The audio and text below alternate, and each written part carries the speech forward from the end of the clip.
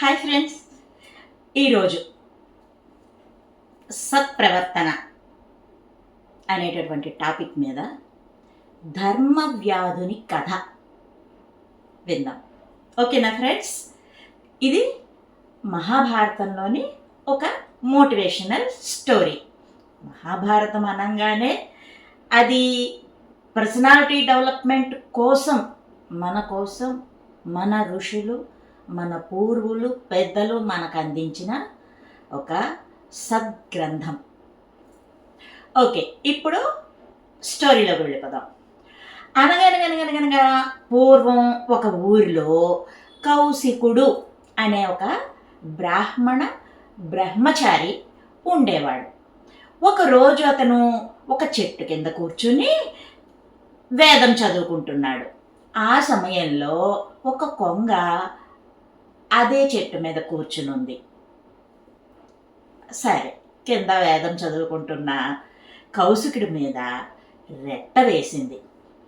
అతను చదువుతున్న వేదంలో అన్నింటినీ స్నేహభావంతో చూడాలి అని ఉండే టాపిక్ చదువుకుంటున్నాడు. కానీ అది మరిచిపోయాడు. ఒక్కసారిగా ఆ కొంగ వైపు కోపంగా చూశాడు. అంతే, ఆ దృష్టి తీక్షణతకి ఆ కొంగ కింద పడి మరణించింది. ఆ తర్వాత ఎప్పటి మాదిరి భిక్షాటనకి బయలుదేరి వెళ్ళాడు కౌశికుడు.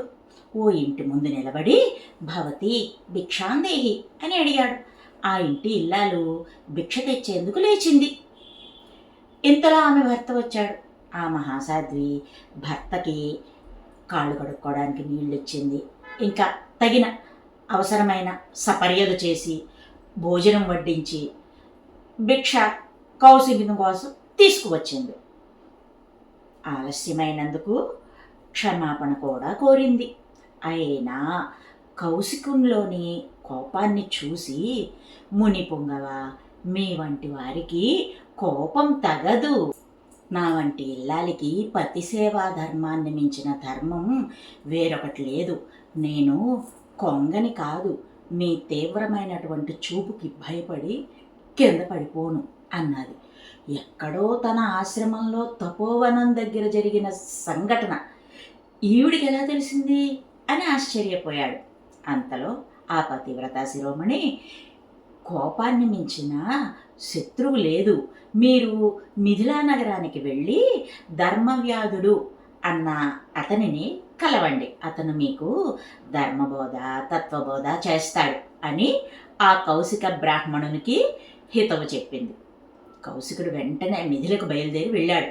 ధర్మవ్యాధుని కలుసుకున్నాడు. అతను ఒక కసాయి అని తెలిసి ఆశ్చర్యపోయాడు. అతని వద్దన నేను ధర్మసూత్రాలు, నీతి సూత్రాలు తెలుసుకోవాలి అని మనసులో మదనపడ్డాడు. ఇంతలో ధర్మవ్యాధుడు కౌశికుని ఆహ్వానిస్తూ, మిమ్మల్ని ఇచ్చటికి పంపిన పతివ్రత క్షేమమేనా అని అడిగాడు. పతివ్రత ఇచ్చటికి పంపిన విషయం ఈ ధర్మవ్యాధుడికి ఎలా తెలిసింది? నన్ను ఆవిడ పంపిందని అనుకుంటూ అతని ఇంట్లోకి అతనితో పాటు ప్రవేశించాడు. కౌశికునకు అర్ఘ్యపాద్యాదులు ఇచ్చి ధర్మవ్యాధుడు తన తల్లిదండ్రులకు సేవలు చేసి తిరిగి వచ్చి, అయ్యా, ఏ పనినైనా సరే ధర్మం తప్పకుండా చేస్తే అది మాధవ సేవే అవుతుంది. ప్రతి మనిషి తన స్వధర్మాన్ని, కులవృత్తిని గౌరవిస్తూ బ్రతికితే సమాజం బాగా పురోగతిని సాధిస్తుంది. మనకు జన్మనిచ్చిన తల్లిదండ్రులను జాగ్రత్తగా దగ్గరుండి కాపాడుకోవడం మన కనీస కర్తవ్యం. అలా చేయనివాడు కృతజ్ఞుడు, పాపి కూడా.